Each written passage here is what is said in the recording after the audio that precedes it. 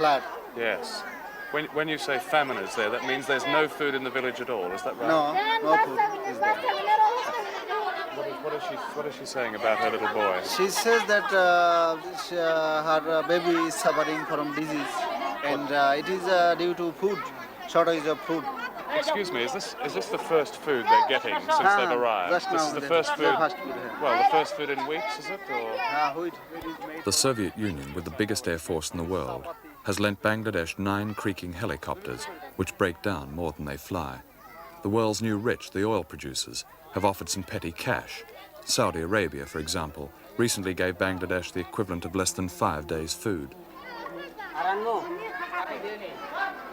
But of course the oil countries don't like dealing with bankrupt economies, even though rising oil prices have helped to cause this famine by putting petroleum-based fertilizers out of the reach of poor countries.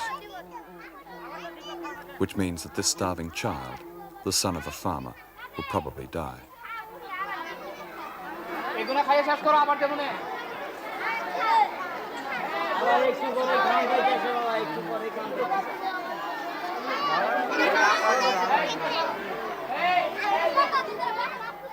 Recently, a foreign aid official visited Bangladesh for 3 days.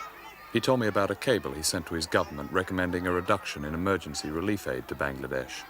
He sent the cable on the basis of 1 helicopter trip. He said, the trouble with these people is that they have no get up and go, no success motivation. The judgment of this official is shared by other foreign diplomats here, who justify their ability to sit and watch people die by talking incessantly about local corruption, which of course exists, as the starving old woman in the village said. But need I say that this corruption is the universal symptom of a society caught in a never-ending cycle of poverty, war, catastrophe, and a scarcity of everything that is taken for granted in the West, like fresh water, and milk powder, and doctors, and blankets, and edible food. Is this corruption, or is the real corruption the world's culpable neglect of this ravaged country? Could you ask her how old her little boy is? আপনার বাচ্চার বয়স কত? 3 years. He's 3. He's extremely ill, isn't he? বাচ্চার কি হয়েছিল? বাচ্চার জ্বর আর আগা করছে। He says that he's a bad stomach and then he had fever also. She's come here to Dhaka to get food. Yes. Will he survive? I think so. There are just 75 hospital beds for children in all of Bangladesh. That works out at 1 bed per million of population. None of the sick and starving children in this camp will ever see a hospital.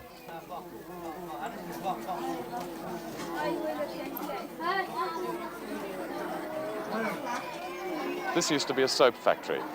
It is now a famine relief centre near Dhaka, and several thousand people are here. Almost all of them are starving, and many of the young children are suffering from typhoid, smallpox, and a thing called black fever. Many of them are dying. Not long ago, Dr. Henry Kissinger made his first visit to Bangladesh, squeezing it in between the Middle East and Moscow. He drove straight from the airport to the Intercontinental Hotel, talked for 1 hour with the Prime Minister, returned to the Intercontinental Hotel, held a press conference, drove back to the airport and left. Shortly after that, President Ford, on Dr. Kissinger's recommendation, halved the proposal for American emergency aid to Bangladesh. Instead, Bangladesh will receive more of the same from America. Boxes of army surplus biscuits and consignments of tents on which is written, important campers, don't forget to have fun.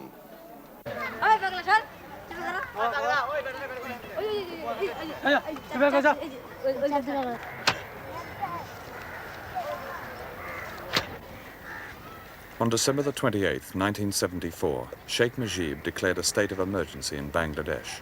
There were shootings, arrests, and signs that Bangladesh is fast approaching political chaos as a direct result of this famine. Of course, it used to be said that starving people disturb nobody, and this certainly applies to the thousands of dead in this horrific cemetery. But Bangladesh is at the center of Asia, with borders on China, India, and Burma. And when those who somehow manage to survive this famine are finally in political turmoil, they will, I'm afraid, disturb everybody.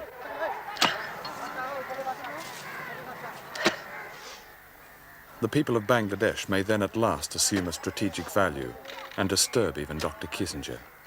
They may even disturb the United Nations, which ignores its own charter by its meanness to Bangladesh, and the Soviet Union, which heaps so-called friendship on Bangladesh and little else, and Australia, which mocks Asia with cliches about partnership while its surplus wheat stays in its silos, and the so-called internationalist common market, whose behaviour toward the starving of Bangladesh is that of a mean little burger, and Britain with its traditional goodwill and 2 idle helicopters. But of course the West has given something to Bangladesh, a disease called inflation. If you've been horrified by what you've seen, then good. No doubt the commercials in a minute's time will offer reassurance to those who feel they need it.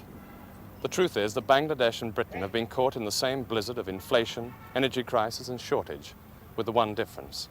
When prices go up in Britain, no one dies. When prices go up in Bangladesh, thousands die. You see, it's no longer a question of pity and charity. To hell with that. Their struggle to survive is our struggle. Beat it in Bangladesh and you beat it in Britain. It's really a simple choice that has little to do with the brotherhood of man. The alternative is that we are all expendable.